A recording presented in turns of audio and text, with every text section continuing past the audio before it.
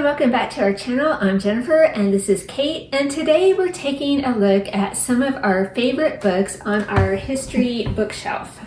So we're going to do a little bookshelf tour for you, but of course this is not all of our history books. We definitely have more. We do. In 17 years of homeschooling, as you know, we have accumulated a lot of books, but these are just some of our favorites. And some of these are pure history, but then some of them are also historical fiction. But let's go ahead and get started and see what is on the shelf. Okay, so we have these arranged roughly in chronological order, starting in the 700s BC and going all the way up to roughly 1960-ish. So the first one is God King, put out by Bethlehem Books, and this one is a story about King Hezekiah, so it's set roughly in about 701 BC. It is so good. Kate said I can't talk too much about each book. That is going to be hard. Love this one. Yeah. So our next book is Pontius Pilot, which is also set in biblical times, and it is a wonderful look at Pontius Pilate, his whole life, and his interactions with Jesus. Right. The next book is A History of the Church in 100 Objects, which goes over 100 objects from church history. It's very fascinating and starts in the time of the apostles. Next, we have another one from Bethlehem Books, Big John's Secret, set in the time of the Crusades. Oh my gosh, also love this one. The next one is A Proud Taste for Scarlet and Miniver, which is about Eleanor of Aquitaine. And this book was great. It really helped us place people in history. So did they live before Eleanor or after Eleanor? One of her infamous sons was King John, the worst king supposedly in British history. Next we come to The Outlaws of Sherwood by Robin Mckinley. I do have to talk a little bit longer about this one. I was never a super big Robin Hood fan until I read this one. Oh my gosh, it is so good. It presents Robin Hood as a teenager in trouble and follows his adventures. It's just not your typical Robin Hood. It is just so good. Make sure you read this one. Then we have A Murder for Her Majesty, which is a medieval times mystery with a cathedral. Great if you're studying the Middle Ages. Also good for music lovers. A Door in the Wall, again, another great medieval tale. My son loved this book. It is wonderful in itself, but I have fond memories of him reading it over and over and over. Next, we have Michelangelo and the Pope's Ceiling, which takes a very fascinating look at the life of Michelangelo, but is probably more for older teens and adults. It's almost funny. He had a very dysfunctional family, in case you ever wondered, so it's amazing he got all that painting done while trying to round up all his rambunctious relatives. Galileo's Daughter by Sobel. If you didn't know this, Galileo had a daughter who was a Carmelite nun, and so this is a collection of their letters, and it also tells a lot about the life of Galileo. It's another great one. Then we have Juan de Pareja, which tells the story of the great painter Velázquez and his slave, Juan de Pareja, who also became a great artist. And this one is great, absolutely great for art history. For any age.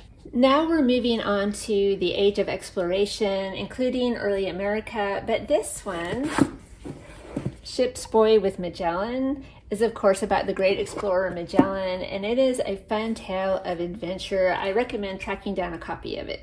Next, we have Marie Tanglehair, which is set in the 1600s in Quebec, and it's the story of a young Huron girl who was sent to be educated at a convent. And it's also the story of Mother Marie, who eventually became a saint. Also from that early American time period is The Scarlet Letter, which, yes, it is a great book, but I think this copy is a favorite because we love the word cloud edition of books. They have such beautiful covers and that fake leather binding that's so easy on the hand. So definitely a favorite.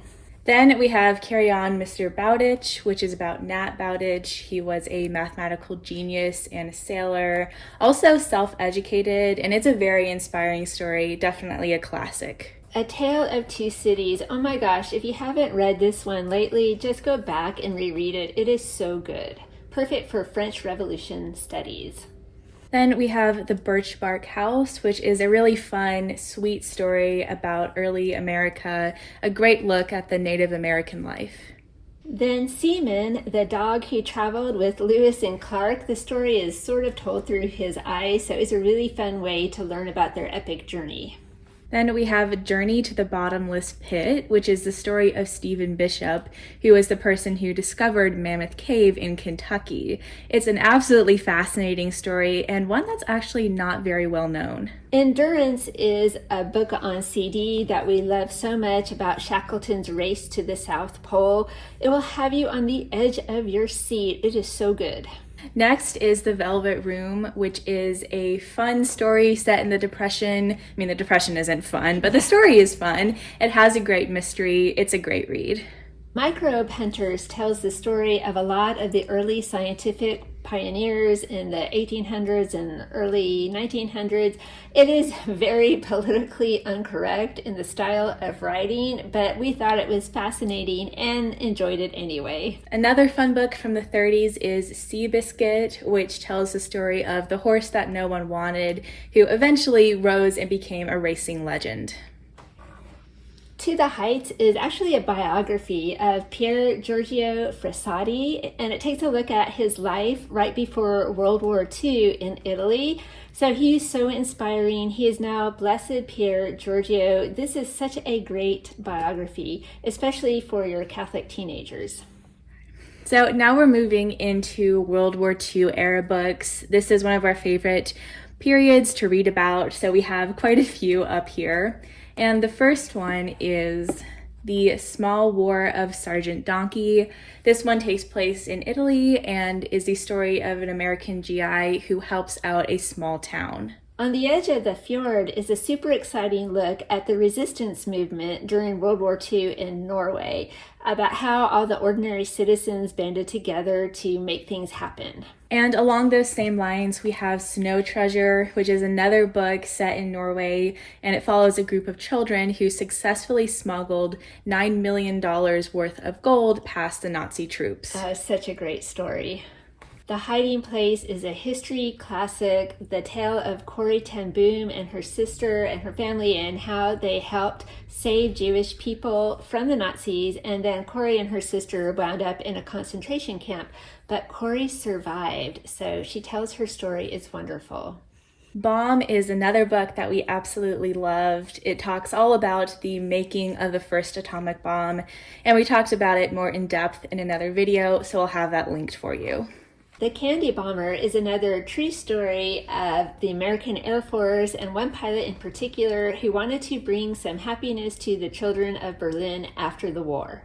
The next book is The Monuments Men, another great story. This is the true story of the men who were tasked to find and recover pieces of artwork that were stolen during World War II.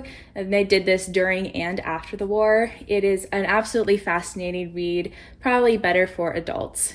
Code Talker, again, such a fascinating book. The story of the Navajo Indians who were able to send and receive messages in their native language during World War II that the Germans could never decode. So they were instrumental in helping win the war. Again, best for adults.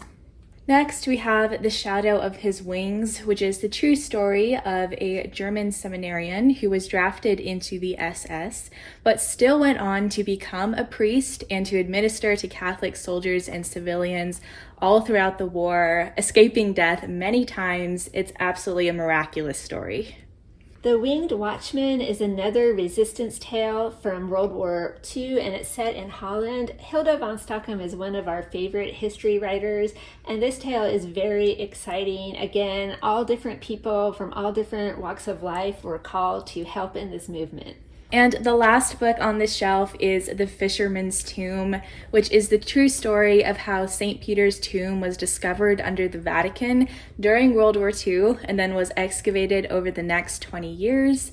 It has tons of interesting people involved, including a Texas oilman who was a millionaire who funded the whole project and a brilliant female archaeologist. So there you have it, a look at some of our very, very favorite homeschool history books. Let us know down in the comments if you have read any of them and what you thought. And also let us know if there are other books that should definitely be on this shelf. Yeah, we don't want to leave any out. So we hope you enjoyed today's video. Thank you so much for watching, and we'll see you next time. Bye.